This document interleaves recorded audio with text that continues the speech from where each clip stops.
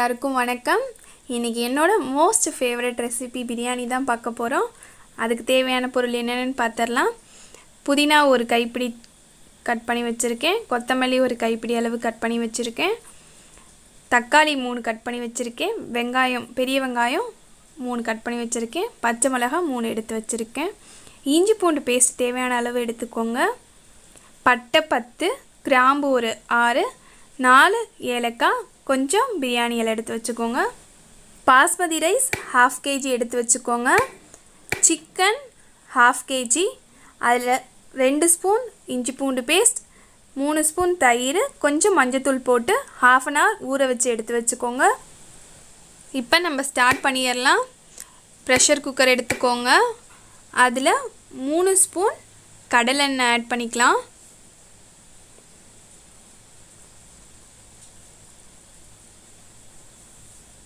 3 spoon நெய் add பண்ணிக்கலாம்.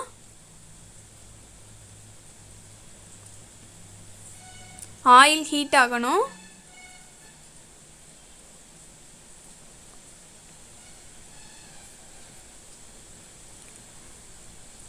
எடுத்து வச்சிருந்த கிராம்பு, ஏலக்காய், பட்டை, பிரியாணி இலை ஆட் பண்ணிக்கோங்க.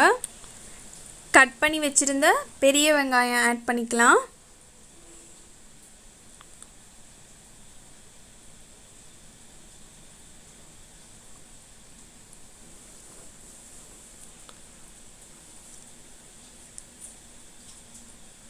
நல்லா வதக்கி விடுங்க. வெங்காயம் எந்த அளவுக்கு ஃப்ரை ஆகுதோ அந்த அளவுக்கு பிரியாணியோட டேஸ்ட் நல்லாயிருக்கும். ஸோ வெயிட் பண்ணலாம், அது ப்ரௌன் கலரில் மாற வரைக்கும்.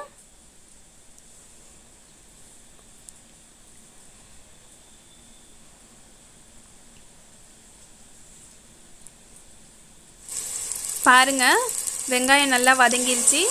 இப்போ அரைச்சி வச்சுருந்த இஞ்சி பூண்டு பேஸ்ட்டு ஆட் பண்ணிக்கலாம்.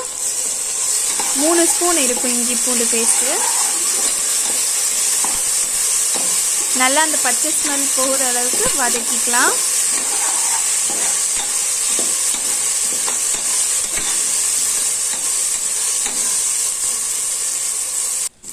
பாருங்கள், வதங்கிருச்சு. இப்போ நம்ம கட் பண்ணி வச்சுருந்த தக்காளி ஆட் பண்ணிக்கலாம். பச்சை மிளகாய், இது நல்லா வதங்கணும். பாருங்கள், வதங்கிருச்சு. இப்போ நம்ம எடுத்து வச்சுருந்த புதினா, கொத்தமல்லி ஆட் பண்ணிக்கலாம். இதுவும் நல்லா வதங்கணும். பாருங்கள், இந்த அளவுக்கு வதங்கணும். இப்போ 4 ஸ்பூன் தயிர் ஆட் பண்ணிக்கலாம். நல்லா மிக்ஸ் பண்ணி விடுங்க.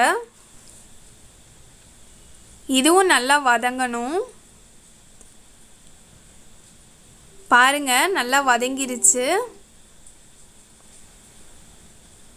இதில் நம்ம 1.5 ஸ்பூன் மிளகாய் தூள் ஆட் பண்ணிக்கலாம்.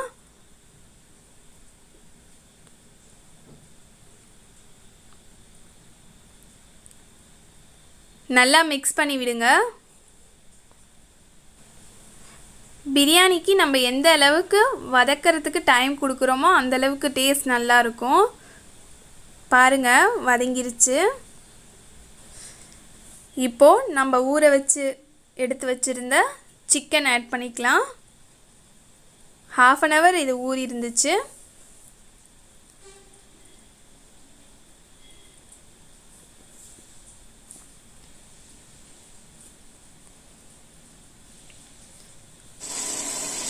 நல்லா மிக்ஸ் பண்ணி விடுங்க. நல்லா மசாலாலாம் மிக்ஸ் ஆகிற மாதிரி இதை நல்லா கிண்டி விடுங்க. ஒரு 2 minutes இதை நம்ம கிண்டிக்கலாம்.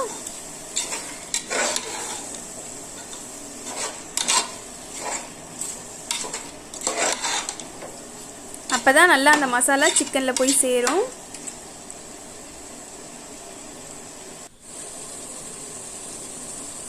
தேவையான அளவு உப்பு ஆட் பண்ணிக்கலாம். பாருங்கள், பார்க்கும்போதே நல்லா டெம்டிங்காக இருக்குது. பாஸ்மதி ரைஸ் 2 கப் இருந்துச்சு. நான் 2 கப் ஹாட் வாட்டர் ஆட் பண்ணிக்கிட்டேன். இப்போ இது கொஞ்ச நேரம் நல்லா கொதிக்கட்டும். சிக்கனும் கொஞ்சம் வேகணும்.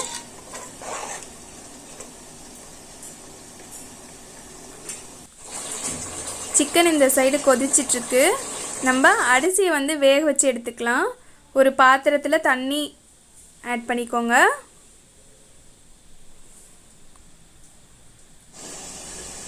நாலு பட்டை, 2 கிராம்பு, பிரியாணி இலை 1 போட்டுக்கலாம். லெமன் ஜூஸ் கொஞ்சம் ஆட் பண்ணிக்கோங்க. இப்போ பாஸ்மதி ரைஸ் ஆட் பண்ணிடலாம். நான் ஆல்ரெடி 10 மினிட்ஸ் ஊற வச்சு வச்சுருக்கேன் பாஸ்மதி ரைஸ். அதை ஆட் பண்ணிடலாம்.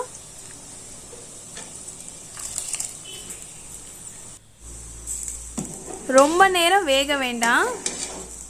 ஜஸ்ட் ஒரு கொதி வந்த உடனே நம்ம இதை வடித்து தனியாக எடுத்து வச்சிடலாம்.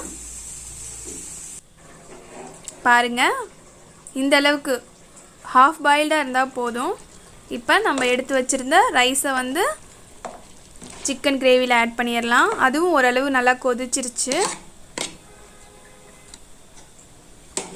லைட்டாக மிக்ஸ் பண்ணி விடுங்க.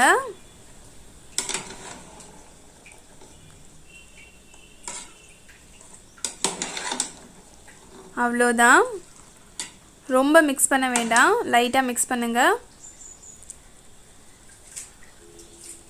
இப்போது இதில் தேவையான அளவு புதினா, கொத்தமல்லி போட்டுக்கலாம்.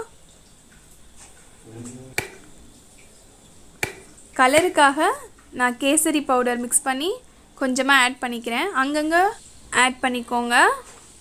இப்போது ப்ரெஷர் குக்கரில் வெயிட் போட்டுட்டு 10 நிமிஷம் சிம்மில் வைங்க. அவ்வளோதான், நம்மளோட பிரியாணி ரெடி ஆயிடுச்சு. ரொம்ப போட்டு கிண்ட வேணாம், ரைஸ் வந்து உடைய ஆரம்பிச்சிரும். ஸோ லைட்டாக மிக்ஸ் பண்ணி விடுங்க. அவ்வளோதாங்க, நம்மளோட பிரியாணி ரெடி ஆயிடுச்சு. பிடிச்சிருந்துச்சுன்னா லைக் பண்ணுங்கள், கமெண்ட் பண்ணுங்கள். எல்லோருக்கும் நன்றி.